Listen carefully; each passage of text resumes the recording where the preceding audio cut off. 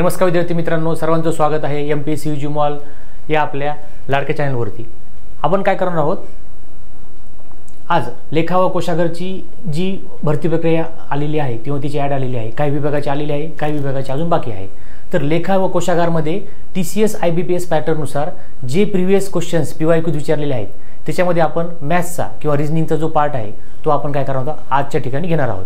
तर आज घेऊया पहिलं लेक्चर लेखा व कोशागारसाठी।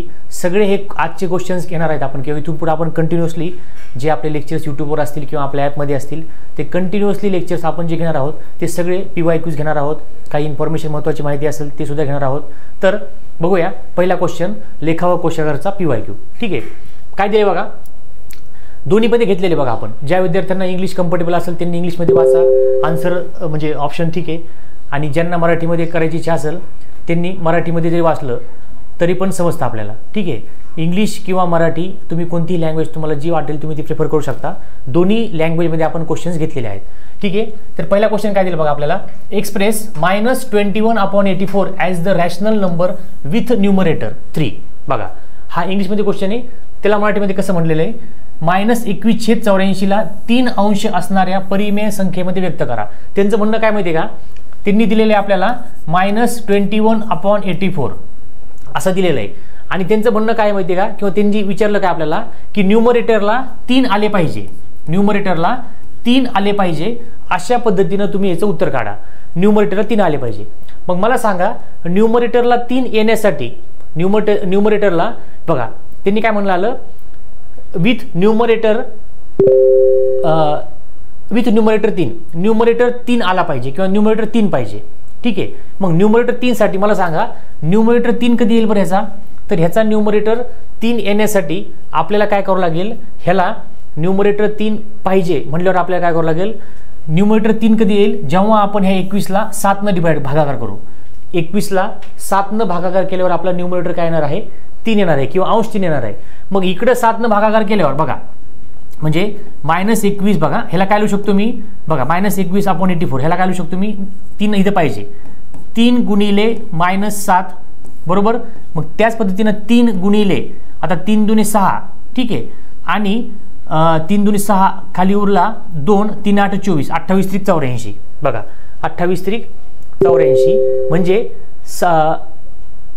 सॉरी न्यूमरेटर 3 येण्यासाठी आपल्याला एकच मिनटं, न्यूमरेटर 3 येण्यासाठी न्यूमरेटर 3 पाहिजे म्हणजे काय केलं मी, 7 न याला 3 7च्या फॉर्ममध्ये लिहिलं, ह्याला काय केलं मी 7च्या फॉर्ममध्ये लिहिलं म्हणजे बघा 3 गुणिले -7 केलं। मग तसंच डिनॉमिनेटरला पण काय करावं लागेल, 7 गुणिले किती करावं लागेल, तर 7 गुणिले 12, 7 गुणिले 12 बघा, दोन्हीकडे काय झाले 7 7 मॅच झाले म्हणजे न्यूमरेटर 3 आला बघा, न्यूमरेटर 3 आलेला आहे। मग न्यूमरेटर 3 येण्यासाठी आता हा 7 आणि हा 7 काय झाला, कट झाला म्हणजे उत्तर काय आलं आपलं बघा, उत्तर आलं 3/12 जे की असणार आहे -3/12, जे की असणार आहे -3/12। पर्याय क्रमांक डी आपलं उत्तर आलेलं आहे। Express -21/84 as the rational number with numerator 3। तर विथ न्यूमरेटर 3 म्हटल्यावर 3 न्यूमरेटर पाहिजे त्यांना। मग 3 न्यूमरेटरसाठी एकतर आपण -3/12 हे जे उत्तर आहे कसं केलं आपण, न्यूमरेटरला 3 पाहिजे, न्यूमरेटर 3 कधी येईल, जेव्हा आपण 21ला 7 भागाकार करू। मग 7ला 21 भागितलं म्हणजे आपल्याला अंशाला 7 भागल्यानंतर छेदाला पण सेम गोष्ट करावं लागेल, मग ह्याला पण आपल्याला 7 भागावं लागेल जे की उत्तर आलं 12 12 -3/12 पर्याय क्रमांक डी, ठीक आहे। नेक्स्ट क्वेश्चन बघा काय दिलं, एका 2 अंकी संख्येच्या दशक स्थानी, बघा आता हा क्वेश्चन नीट समजून घ्या, एका 2 अंकी संख्येच्या दशक स्थानी असलेला अंक एकक स्थानी असलेल्या अंकापेक्षा 3 ने अधिक आहे। दशक स्थानचा अंक एकक स्थानी असलेल्या अंकाच्या 3 ने जास्त आहे, एकक स्थानचा अंक x आहे असे गृहीत धरा, तर मग ती संख्या काय असेल। मग तिने सांगितलं आपल्याला एकक स्थानचा अंक गृहीत धरा, मग आपण काय म्हणणार, एकक स्थानचा अंक x। मग दशक स्थानचा अंक काय येईल बरं, तर दशक स्थानचा अंक बघा त्यांनी काय सांगितलं, एका 2 अंकी संख्येच्या दशक स्थानी असलेला अंक हा एकक स्थानच्या असलेल्या अंकापेक्षा 3 ने अधिक आहे। तर एकक स्थानला कोण आहे, x आहे, मग x पेक्षा 3 ने अधिक आहे म्हणजे हा झाला दशक स्थानचा अंक आणि हा झाला एकक स्थानचा अंक। आता मित्रांनो तुम्हाला एक कन्सेप्ट सांगतो, समजा मी 23 संख्या लिहिली, 23 ही काय झाली 2 अंकी संख्या सपोज, तर 23 ला आपण कसं लिहू शकतो माहिती आहे का, 23च्या इकडे बघा ह्या 2ला लिहिताना मी काय लिहितो 2 × 10 प्लस ह्याला 3 × 1 लिहितो. का बरं? आपण काय म्हणतो एकक दशक. दशक म्हणजे काय? त्याला 10 न गुणाकार करावा लागेल. बघा म्हणजे 3ला 1 न गुणाकार केल्यावर 3 येतात, 2ला 10 न गुणाकार केल्यावर 20 येतात. बरोबर. म्हणजे इथं काय झालं बघा 20 + 3 जे की उत्तर आहे 23. अशा पद्धतीनं उत्तर येत असतं. एकक स्थानच्या संख्येला तुम्हाला 1 ने गुणाकार करावा लागेल, दशक स्थानच्या संख्येला तुम्हाला 10 ने गुणाकार करावा लागेल आणि एकक दशक आणि शतक स्थानची संख्या असेल तर 100 ने गुणाकार करावा लागेल. मग इथं आता दशक स्थानचा अंक माहिती झाला म्हणजे संख्या काय माहिती आहे का? आता त्यांनी काय विचारलं तर ती संख्या काय असेल असा त्यांनी प्रश्न विचारलेला आहे. तर ती संख्या काय असेल तर कसं करणार आपण? एकक स्थानचा अंक काय रे? एकक स्थानचा अंक x आहे. x ला मी कशाने गुणाकार करणार? 1 न. ह्या पद्धतीनं. दशक स्थानला मी कशाने गुणाकार करा? दशक स्थानला बघा x + 3 ही पूर्ण संख्या दशक स्थानची आहे. ह्याला मी 10 ने गुणाकार करणार, ह्याला मी 10 ने गुणाकार करणार, ह्याला मी का बरं 10 ने गुणाकार करणार?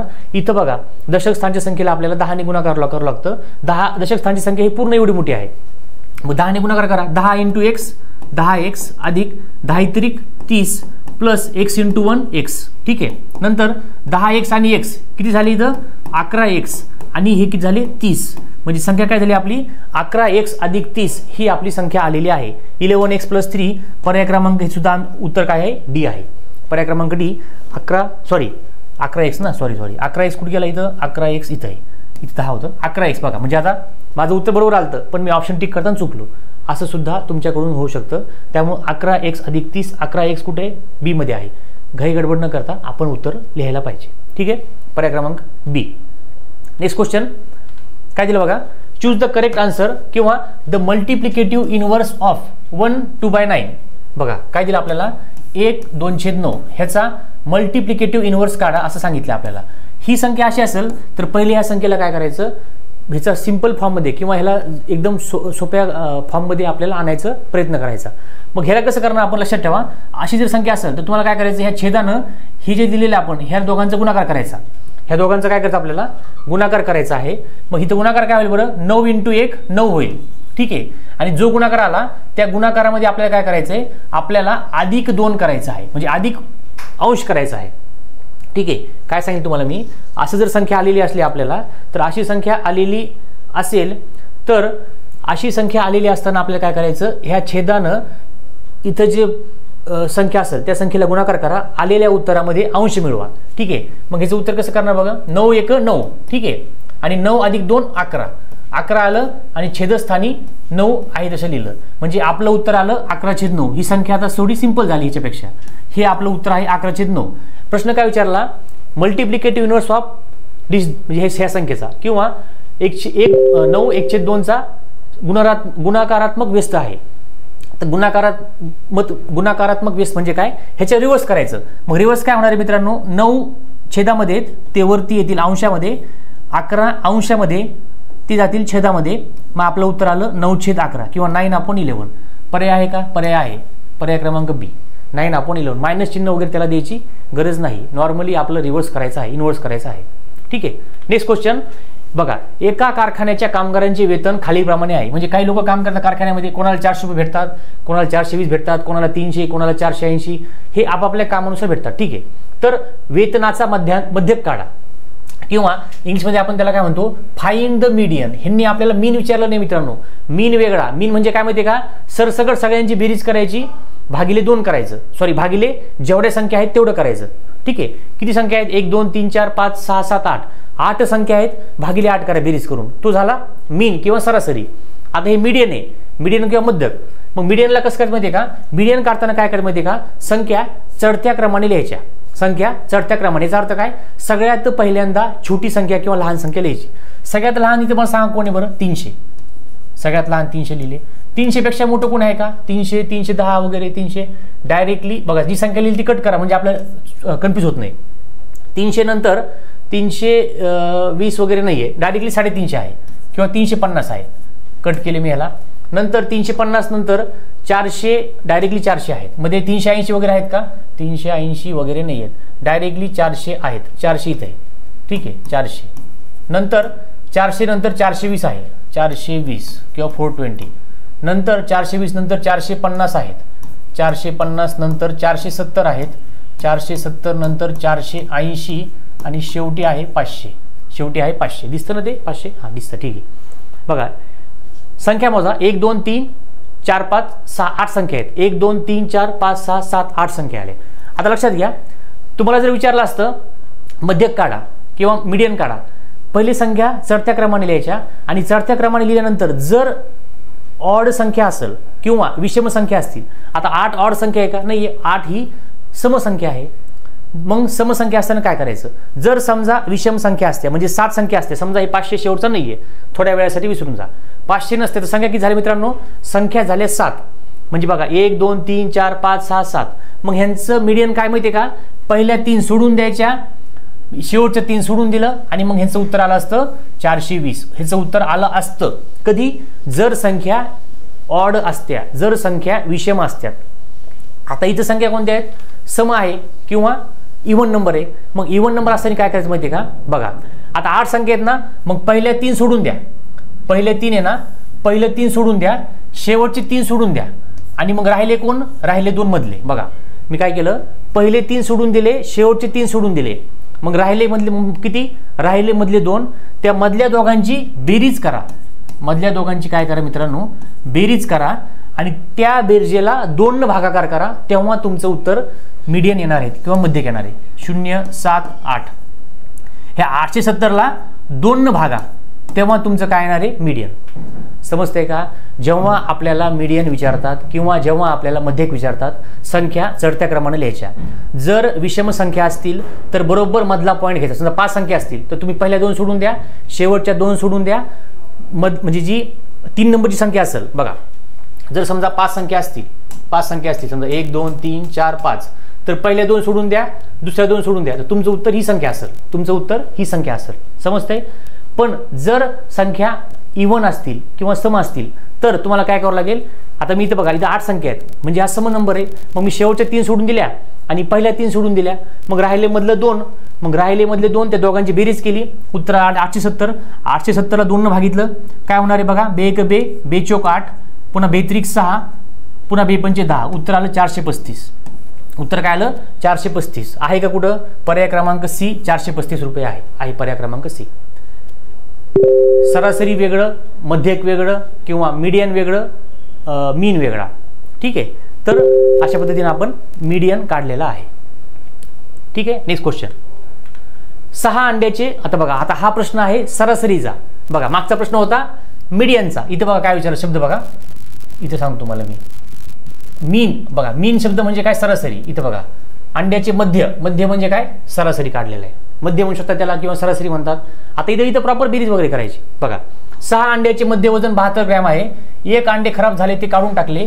आता मध्य 2 ने कमी झाला, काढून टाकलेल्या अंड्याचे वजन काढा, काढून टाकलेल्या अंड्याचे वजन काढा. आता मला सांगा 6 अंडे, ठीक आहे. आता मला माहित नाही, मग आपण काय करणार? समजा मी डायरेक्टली फक्त आता बघा वरती 6 संख्यांची बेरीज असणार आहे, 6 संख्यांची बेरीज असणार आहे आणि सरासरीमुळे मी काय केलं? 6 न डिवाइड केलं, उत्तर आलं 72. उत्तर काय आलं आपलं? 72. बघा 6 अंड्याचे मध्य वजन 72 ग्रॅम आहे. 6 अंड्याचे मध्य वजन 72 ग्रॅम आहे. मग 6 अंडे असल्यामुळे मी सरासरीसाठी 6 संख्या खाली म्हणजे 6 खाली घेतलं, 6 अंडे विचारले. 5 असतं तर 5 खाली घेतलं असतं. वरच्या संख्येची काहीतरी बेरीज होईल, भागिले केल्यानंतर तुमचं उत्तर येणार आहे 72. तर वरच्या संख्यांची वरच्या सगळ्या 6 संख्यांची बेरीज किती येणार बरं? x धरूया. तर x ची किंमत आली 6 गुणिले 72, जी की आहे 6 दुनी 12, 7 चौकून 42 आणि 1 43. बघा 6 दुनी 12 शील 2 हातचा आला 1, 7 चौकून 42 आणि 1 43. म्हणजे 6 अंड्याची बेरीज आहे 432. 6 अंड्याची बेरीज आहे 432. एवढं समजलं? ठीक आहे. 1 अंडे खराब झाले ते काढून टाकले, 1 अंडे खराब झाले ते काढून टाकले. आता मग मला सांगा सरासरी किती येईल मित्रांनो? सरासरी 5 येईल. ठीक आहे. आता मध्य 2 ने कमी झाला. आता मध्य मगाशी किती होता? 72. नवीन मध्य काय येणार बरं? नवीन मध्य येणार 70. बघा 6 अंडे असताना मध्य होता 72, 5 अंडे असताना मध्य आहे 70. तर मग वाटलं त्याला y म्हणू आपण, बरोबर. तर y इज इक्वल टू काय येणार बरं? 70 गुणिले 5, हे येणार 350, हे येणार आहे 350. समजलं? ह्याचा 6 अंड्याची सरासरीचं उत्तर, 6 अंड्याची बेरीज आली 432, 5 अंड्याची बेरीज आली 350. कसं केलं मी? मध्य दिलेलं आहे त्यांनी, सरासरी दिलेली आहे ती काढली. 5 अंड्याची बेरीज असणं म्हणजे y धरलं मी, 5 अंड्याची बेरीज असल्यामुळं भागाकारामध्ये 5 टाकले आणि 5 अंड्याची बेरीज असल्यामुळं वायला मी काय केलं म्हणजे वाय असंच ठेवलं आणि त्या इकडं ह्या 5ला तिकडून गुणाकार केला, उत्तर 350 आलं. उत्तर झालं का आपलं, आन्सर झालं का नाही. तर त्यांचं म्हणणं आलं की जो अंडा काढून टाकला होता त्याचं वजन काढा. मग कसं करणार, 6 अंड्याची बेरीज वजन, 6 अंड्याचं वजन किती आहे एवढं आणि 5 अंड्याचं एवढे, मग काढून टाकले अंड्याचं कसं काढणार, सोपं आहे. 6 अंड्याचं 432 बेरीज आहे, 5 अंड्याची बेरीज आहे 350 आणि जे फेकून दिलेले अंडे किंवा खराब अंडे ते काढलं, ह्याच्यातून वजाबाकी केली तर त्या अंड्याचं वजन आपल्याला येऊन जाईल. सगळे वजन ग्रॅममध्ये आहेत. 2 13तून 5 गेले 8 0 म्हणजे जे खराब झालं होतं आपलं अंड त्याचं वजन आहे मित्रांनो 82 ग्रॅम. किती आलं उत्तर, 82 ग्रॅम, जे की आहे पर्याय क्रमांक सी मध्ये 82 ग्रॅम. 6 अंड्याचं वजन एवढं आलं, 5 अंड्याचं वजन एवढं आलं, फेकून दिलेल्या अंड्याचं वजन काढण्यासाठी ह्याच्यातनं हे मायनस केले, उत्तर आले 82. एकदम सिंपल क्वेश्चन होता. Next question, 2 metre 80 centimetre 40 centimetre आकारमानाच्या लाकडाच्या ओंडक्यापासून 20 सेंटीमीटर बाजूचे किती लाकडी ठोकळे तयार केले जाऊ शकतात बघा. किंवा इंग्लिशमध्ये how many cubic blocks, cube म्हणजे कसं बघा घन बरं का, क्यूब म्हणजे घन असा आहे बघा, असा म्हणजे सगळंच काय असणार त्याचं डायमेन्शन सगळीकडून सेम असणार आहे. अशा पद्धतीने असतो ना क्यूब आपला, रुबिक क्यूब वगैरे आपण खेळतो, लहान मुलं खेळतात वगैरे, असा क्यूब सगळीकडून सारखंच. 2 metre how many cubic blocks of wood of side 20 centimetre can be cut from a block of wood having dimension of 2 metre 80 centimetre आणि 40 सेंटीमीटर. सगळ्यात पहिले मला सांगा हे 2 मीटर आहेत का, ह्याला आपल्याला कन्वर्ट करायचं सेंटीमीटरमध्ये.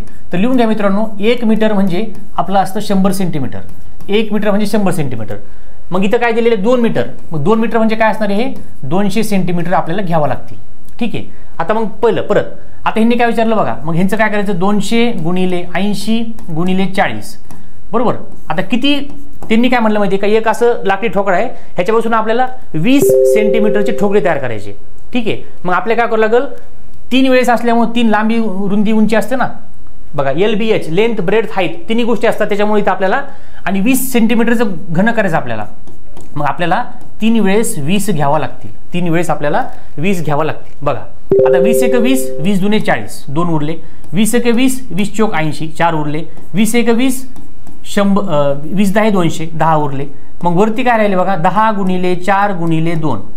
ठीक आहे. खाली सगळे कटले, एक राहायला किंवा नाही लिहिलं चालतो.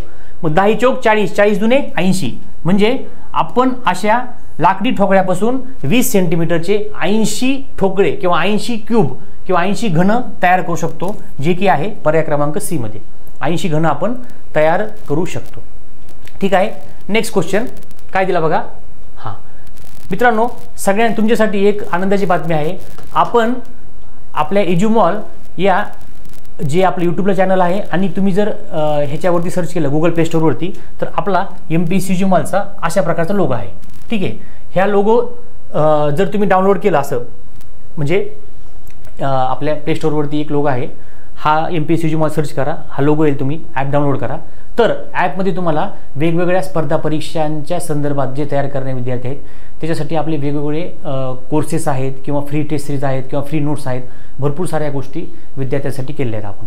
तर आता याच्यामध्ये आपण मित्रांनो काय केलं माहिती आहे का बघा, लेखा व कोशागारी भरतीसाठी कनिष्ठ लेखापाल बघा, कनिष्ठ लेखापाल जी आपली ॲड आलेली ह्याच्यासाठी आपण TCS IBPS पॅटर्ननुसार मोफत टेस्ट सिरीज आपण काय केलेली आहे, लॉन्च केलेली आहे. मोफत टेस्ट सिरीज आपण लॉन्च केली आहे बघा. ह्याच्यामध्ये काय माहिती आहे का, वैशिष्ट्य काय टेस्ट सिरीजचे सांगतो पहिले, नंतर तुम्हाला बाकीचे एक्सप्लेन करतो. कनिष्ठ लेखापाल 2019 चे जे PYQs आहेत, कनिष्ठ लेखापाल 2019 चे जे PYQs आहेत ते 1000+ PYQs आहेत. लाईव्ह ऑनलाईन टेस्ट होणार आहे आपली मित्रांनो, लाईव्ह ऑनलाईन टेस्ट होणार आहे, टेस्ट सिरीज असणार आहे. आणि ही कधी होणार माहिती आहे का, प्रत्येक रविवारी. बघा आपण काय केलं माहिती आहे का, आपल्या ॲपमध्ये free of cost test series launch केलेली आहे. दर रविवारी टेस्ट होणार बरोबर. आता ही टेस्ट बघा, ह्याच्यामध्ये सब्जेक्टिव्ह टेस्ट असणार आहेत, प्रॅक्टिस टेस्ट किती असणार आहेत 4, हे बघा इथे दिले आहेत तुम्हाला. आणि फुल लेंथ किती असणार आहेत, फुल लेंथ सुद्धा 4 असणार आहेत. त्याची वैशिष्ट्य काय बघा, 26 जानेवारीला आपली एक टेस्ट झालेली आहे काल 5 वाजता. ठीक आहे. आता दुसरी टेस्ट कधी आहे, पुढच्या रविवारी म्हणजेच येणारे रविवार म्हणजे कोणता 2 फेब्रुवारीला एक टेस्ट होणार आहे. ठीक आहे. 2 फेब्रुवारीला टेस्ट होणार आहे. किती वाजता, सगळ्या टेस्टचा टायमिंग बघा 5 वाजताच आहे, त्याच्यामुळे टायमिंग लक्षात ठेवायची किंवा पाठ करायची किंवा असं विचारण्याची गरज नाही. 2 फेब्रुवारीला तुम्ही डायरेक्टली ॲप उघडायचं. तिथं जर ॲप उघडल्यानंतर लाईव्ह टेस्ट नावाचं ऑप्शन असतं. बरोबर 5ला टेस्ट सुरू होणार आणि बरोबर टायमिंग जो दिलेला आहे तो टायमिंगमध्ये टेस्ट संपून जाईल आणि ॲटोमॅटिकली काय होणार, तुमचे मार्क पण डिस्प्ले होतील. ठीक आहे. तर 2 फेब्रुवारीला टेस्ट आहे, 9 फेब्रुवारीला टेस्ट आहे, 16 फेब्रुवारीला, म्हणजे प्रत्येक 7-7 दिवसांनी ॲड करा प्रत्येक रविवारी. हे झाल्या 4 सब्जेक्टिव्ह, त्याच्यातली एक ऑलरेडी आपली झालेली आहे, उरलेल्या 3. मग परत किती आहे, 4 फुल लेंथ टेस्ट आहेत. 23 फेब्रुवारी, 2 मार्च, 9 मार्च आणि 16 मार्च सगळ्या टेस्ट आहेत 5 वाजता. आता या सगळ्या टेस्टमध्ये काय चाललंय नेमकं काय आहे, तर बघा प्रत्येक टेस्टमध्ये टेस्टचे स्पष्टीकरणासहित आपण MPSC मॉल याच्यावरती आपण स्पष्टीकरण घेणार आहोत. आणि प्रत्येक टेस्टमधील पहिल्या 3 विजेते समजा आता ही येणारी टेस्ट आहे 2 फेब्रुवारीला टेस्ट होईल आपली. त्याच्यामध्ये समजा 3 मुलं, जे 3 पहिले टॉपवाले मुलं आहेत किंवा जे 3 मुलं आहेत की ज्यांना चांगले मार्क मिळाले किंवा 3 असे विद्यार्थी आहेत की ज्यांना सगळ्यात जास्त मार्क मिळाले, पहिले 3 नंबर, तर त्यांना काय करणार आपण, ही लेखा व कोशागारची जी बॅच आहे आपली मित्रांनो, जी की आपण ॲपमध्ये रन करणार आहोत किंवा सध्या सुरूच आहे आपली प्रोसेस, तर ती बॅच आपण काय करणार आहोत, त्यांना मोफत देणार आहोत प्रत्येकाला. म्हणजे बघा इथं 3 जणांना दिली, म्हणजे आपल्या टोटल किती 8 टेस्ट आहेत. तर 8 टेस्टपैकी तुम्ही 8 × 24 म्हणजे 24 जणांना आपण कमीत कमी मुलांना ही, म्हणजे 24 एवढे मुलं आहेत की त्यांना आपण ही बॅच मोफत देणार आहोत, जी की आपली लेखा व कोशागारची फुल लेंथ एकदम डिस्क्रिप्टिव्ह, सगळ्या गोष्टी डिस्क्रिप्टिव्ह इन द सेन्स की सगळ्या गोष्टी एकदम व्यवस्थितरित्या समजून सांगण्यात येतील. ती बॅच आपली असणार आहे. विविध आपले शिक्षक लोक असणारे, अनुभवी टीचर्स असणारे, फॅकल्टी असणार आहे, PYQs असणारे, सगळ्या गोष्टी. तर ती बॅच ह्या मुलांना मोफत आहे. म्हणजे समजा मित्रांनो तुम्ही जर काल टेस्ट दिली नसेल 26 जानेवारीला, तर तुम्ही काय करू शकतात, पुढच्या फेब्रुवारी तयार करू शकतात. पुढच्या फेब्रुवारीला तुमचा जर चुकून म्हणजे थोडा अभ्यास कमी झाला किंवा अभ्यास केला नाही, नंबर नाही आला, पुढचा ट्राय करा. म्हणजे तुम्हाला जवळपास 8 चान्स आहेत की तुम्ही त्याच्यामध्ये पहिल्या 3 मध्ये जरी आलात तरी तुम्हाला free of cost he batch launch होणार आहे किंवा free of cost he batch तुम्हाला मिळणार आहे. फक्त त्यासाठी तुम्हाला काय करायचं आहे, MPSC मॉल हे चॅनल आहे आपलं, आपल्या टेलिग्रामवरती, सॉरी आपल्या प्ले स्टोरवरती ते चॅनल, ते ॲप तुम्ही डाउनलोड करा. त्याच्यावरती तुम्हाला वेगवेगळ्या म्हणजे स्पर्धा परीक्षा असतील किंवा हे टेस्ट वगैरे असतील, सगळ्या गोष्टी तुम्हाला समजतील. आणि ही टेस्ट फक्त या ॲपमधूनच तुम्हाला देता येणार आहे, यूट्यूबवर वगैरे असं काही विशेष नाही, म्हणजे काहीच ह्याच्यावर संबंध नाही आहे. लॉग इन करायचं, ॲपमध्ये जायचं, आपला फोन नंबर टाकायचा, लॉग इन करायचं, नॉर्मल आहे, तुम्हाला प्रोसेस सगळ्या माहिती आहेत. आणि इन केस जरी कोणाला काही डाऊट असेल टेस्ट सिरीजबद्दल किंवा काही टेक्निकल प्रॉब्लेम आला, तर तुम्ही ह्या नंबरवरती आपला 801080 आपला जो नंबर आहे 801080 2864 ह्या नंबरवर तुम्ही कॉल करा, जेणेकरून तुमच्या काही अडचणी असतील टेक्निकल किंवा कोणत्याही, तर त्या अडचणी आपण सॉल्व्ह करू शकतो. ठीक आहे. तर हे तुम्हाला सांगायचं होतं. नेक्स्ट आता बघूया पुढचा. एका आयताकार लग्नाच्या सभागृहाची परिमिती 200 मीटर आहे. बघा परिमितीचं फॉर्म्युला तुम्हाला मित्रांनो माहीत पाहिजे. परिमिती म्हणजे काय असते, 2 × लेंथ प्लस ब्रेड्थ. बघा ही समजा आयत आहे, ही झाली लांबी, ही झाली ब्रेड्थ, ही लांबी, ही ब्रेड्थ. परिमिती म्हणजे काय असते, 2 × कंसामध्ये लांबी अधिक रुंदी किंवा लांबी L + B असं म्हणू शकतो. एका आयताकार लग्नाच्या सभागृहाची परिमिती 200 मीटर आहे. मग ही 200 लिहिलं मी, 200 = 2 L + B. समजली इथपर्यंत. त्याची उंची 12 आहे. तर याच्या 4ही भिंतीचे क्षेत्रफळ काय असेल, तर 4ही भिंतीचे क्षेत्रफळ काढण्यासाठी आपल्याला काय करायचं मित्रांनो, 4ही भिंतीचे क्षेत्रफळ काढण्यासाठी आपल्याला काय करायचं आहे, बघा हे झालं 200 दिलेस परिमिती आणि उंची दिलेली आहे आपल्याला 12. डायरेक्टली गुणाकार करा, 12 0 0 12 0 0 12 2 24. उत्तर आलं 2400 मीटर स्क्वेअर किंवा 2400 मीटर स्क्वेअर. उत्तर आलं 2400 मीटर स्क्वेअर. समजतंय.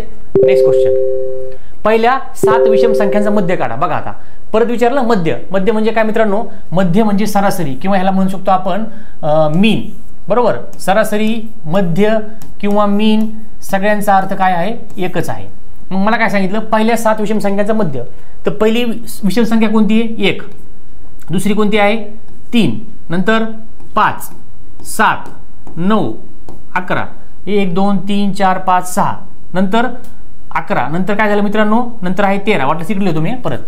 1 3 5 7 9 11 13 आणि 15. 1 2 3 4 5 6 7 8 झाले. सॉरी 7च पाहिजे आपल्याला. किती पाहिजे आपल्याला, 7च पाहिजेत. 1 2 3 4 5 6 7. पहिल्या 7 संख्यांचा मध्य काढा. मध्य काढा म्हणजे काय करणार, सगळ्यांची बेरीज करायची. मध्य काढा म्हणल्यावर मित्रांनो सगळ्यांची बेरीज करायची असते. मग करा सगळ्यांची बेरीज. मध्य काढा म्हणल्यावर सगळ्यांची बेरीज करायची म्हणल्यानंतर आता काय करता येईल आपल्याला, 1 + 3 + 5 + 7 + 9 + 11 + 30 सगळ्यांची बेरीज आणि भागिले किती करायला आपल्याला, संख्या किती सगळ्या 7 संख्या आहे. तुम्हाला सांगितलेलं मी मगाशीच, मध्य किंवा सरासरी असेल तर जागेल भागिले करायचं. ठीक आहे, सगळ्यांची बेरीज करा. बघा किती होते, 11 9 20 होतात. ठीक आहे, 11 9 20 होतात. परत 13 आणि 7 किती होतात रे, 20 होतात. ठीक आहे, 20 20 40 झाले. 40 45 आणि 5 आणि 3 8 आणि 1 9 हे झाले 49. उत्तर किती आलं 49. किंवा असं जरी केलं तुम्ही बघा, 3 आणि 1 4 4 आणि 5 9 9 7 16 16 9 25 25 आणि 11 25 आणि 11 36 36 आणि 13 36 आणि 13 49 झाले. 49 भागिले 7 उत्तर काय आलं मित्रांनो, उत्तर आलेलं आहे 7. तर किती आली सरासरी किंवा मध्य किती आला किंवा मीन किती आला, 7 आलेला आहे. पर्याय क्रमांक ए 7 उत्तर आले आहे आपलं. पर्याय क्रमांक ए 7 उत्तर आले आहे. ठीक आहे, बघूया नेक्स्ट क्वेश्चन. हा, तर अशा प्रकारे मित्रांनो आपण लेखा व कोशागारचे जे PYQs आहे त्याच्यातले पहिले लेक्चर घेतले किंवा पहिली सिरीज सुरू केली आहे. दररोज आपले लेक्चर्स वेगवेगळ्या विषयाचे आपल्या यूट्यूबवर आपण घेणार आहोत, PYQs घेणार आहोत. त्याच्यामध्ये तुम्हाला कोणत्याही प्रश्नामध्ये कोणताही डाऊट असला किंवा कोणताही टेक्निकल डाऊट म्हणजे काही दुसऱ्या विषयाचा असला तर प्लीज तुम्ही कमेंट करा. कमेंटला नक्कीच रिप्लाय करण्यात येईल. जरी कधी एखाद्या वेळेस वेळेअभावी जर कमेंटला रिप्लाय करता आला नाही तर तुम्ही कॉल करू शकता. खूपच जास्त तुमची इमर्जन्सी असेल तर ते पण आपण सॉल्व्ह करू शकतो. आणि कंटिन्यूस लेक्चर असं सुरू असणार आहेत आपले. फक्त तुमच्याकडून आमची एकच अपेक्षा आहे की तुम्हाला आपले लेक्चर कसे वाटतात. जर चांगले वाटत असतील तर प्लीज लाईक करा, कमेंट करा, शेअर करा, मित्रांना पण सांगा जेणेकरून त्यांना पण फायदा होईल. आणि जेवढे जास्त तुम्ही म्हणजे लाईक वगैरे शेअर केले तर तेवढं आम्हाला समजेल की आम्हीचे जे प्रोसेस आहे किंवा आम्ही जे तुमच्यासाठी काम करतो आहे किंवा आपण जे दिशेने चाललो आहे ती दिशा योग्य आहे, जेणेकरून आमचं पण काय होईल प्रोत्साहन किंवा एनर्जी वाढण्यास मदत होईल. ठीक आहे, थँक्यू. भेटूया परत पुढच्या लेक्चरमध्ये.